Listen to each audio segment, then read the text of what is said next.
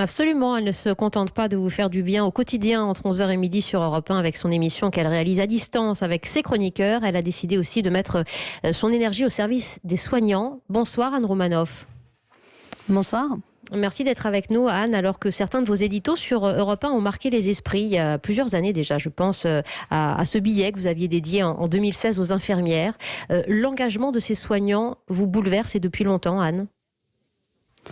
Oui, ça me bouleverse depuis longtemps, mais c'est vrai que j'avais pas du tout pensé faire une association pendant le confinement. J'étais plutôt, je vais me reposer, je vais maigrir, je vais faire du sport. Et en fait, ça m'est tombé dessus, mais vraiment sans choisir. Et en fait, j'ai commencé parce que j'ai fait un message Facebook où j'ai demandé s'il y avait des témoignages de soignants, de quoi ils avaient besoin. Et en fait, en 2 jours, j'étais peut-être reçu, 200 messages d'appels de détresse. En fait, et tous les messages étaient très poignants, qu'ils émanent des EHPAD, des aides-soignantes, des infirmières à domicile, mais aussi des infirmières dans les hôpitaux. Voilà. Et après, il y a eu même des messages de médecins qui disaient on n'a plus d'équipement. Enfin voilà, cette espèce. Et j'ai vraiment, ça m'a bouleversée. Enfin, il y a vraiment des messages, on pleure quand on lit les trucs. Et vous y avez dit. Et puis tous ceux qui sont pas aussi fournis, qui sont considérés comme pas prioritaires. Vous voyez, alors c'est terrible quand même que les foyers, les handicapés, les hôpitaux psychiatriques, les EHPAD, voilà, on dit on va d'abord servir les hôpitaux, ce qui est normal aussi, mais c'est horrible de devoir. Enfin voilà, je trouve ça horrible. Donc au départ, je me suis dit, j'ai relayé sur Facebook, j'ai fait ça pendant 48 heures, je dormais plus. Après, et quelques fois, j'ai résolu des trucs parce que comme j'ai 300 000 personnes sur Facebook, et ben par exemple, il y a une fille qui était à Vitry-sur-Seine, du coup, elle avait un restaurateur qui lui livrait des repas tous les midis. Enfin, il y a eu des petites actions. Ou à l'île de Ré, tout d'un coup, il y a des masques qui ont ressurgi des maisons, parce que bon, donc il y a eu des choses comme ça. Mais après, je me suis dit, ça suffit pas, je vais pas faire que ça, quoi. Et en fait, comme je suis douée pour fouiller sur Internet, je me suis dit, je vais chercher sur Internet des petits stocks qu'il y a et je vais les expédier directement aux soignants. C'est rien du tout, hein. Je sais très bien qu'il faut des millions de masques, c'est une goutte d'eau dans l'océan. Et puis, je me suis aussi concentrée sur tous les petits équipements, mais que les gens savent pas forcément où trouver. Parce que les charlottes, les surchaussures, les gants à usage unique, le gel hydroalcoolique, parce qu'il y a 10 jours, il n'y en avait plus, maintenant on en trouve. Et je suis devenue experte dans tous ces matériaux. Et en fait, au départ, j'ai commencé avec mes copines, on était peut-être 5, et en fait, ça a été incroyable. C'est-à-dire que là, maintenant, on est plus de 30. Il y a des gens qui nous rejoignent tous les jours. C'est comme si je dirige une PME de chez moi. C'est-à-dire que ma PME fille de bénévoles. ne voit pas. Oui, bien sûr, des bénévoles incroyables, qu'on bosse 10-12 heures par jour. On s'habille pas de la journée, on est en pyjama. Non, mais vraiment, tous. C'est pas que moi.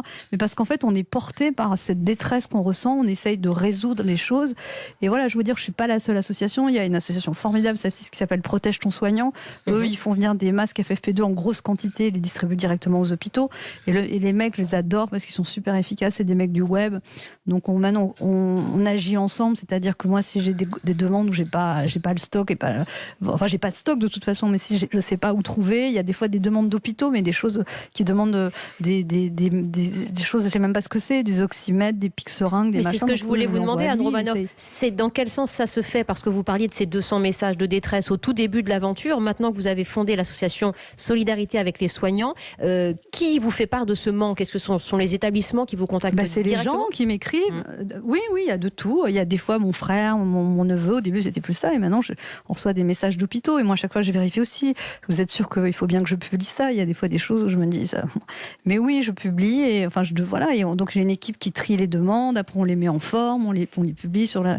Donc j'ai ouvert en fait ma page fan, et voilà, j'ai donné le code à quelqu'un parce que je peux pas le faire moi tout le temps. Donc il y a quelqu'un qui relaye. On a une page Solidarité avec les soignants. Sur mon Twitter, j'ai 160 000 personnes. On le met sur Instagram aussi. Il y a Gad Elmaleh qui nous a aidés, qui a partagé des posts. Voilà, et c'est formidable parce qu'en fait, c'est vraiment une chaîne de solidarité. Il y a plein de gens qui veulent agir, qui savent pas comment aider.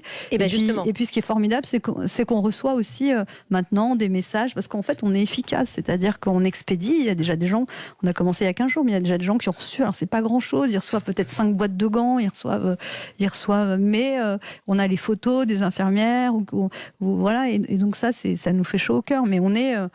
Enfin voilà, depuis que je fais, enfin voilà, ça fait, quand je dis je bosse 15 heures par jour, c'est pas, en fait, il y a un moment, même il y a 3 jours, j'étais au bord du burn-out, quoi. Ce matin, il y a une fille qui travaille avec moi, elle m'a appelée, elle était limite en pleurs, elle m'a dit, Anne, je suis désolée, mais je vais prendre ma journée parce qu'il faut que je mange, il faut que je dorme. Mais je dis, mais il n'y a pas de problème, repose-toi. Mais on n'arrive pas à s'arrêter parce qu'on sent ce truc, et quand on trouve des solutions, on est tellement content. On fouille toute la nuit sur Internet, on cherche des stocks de combinaisons.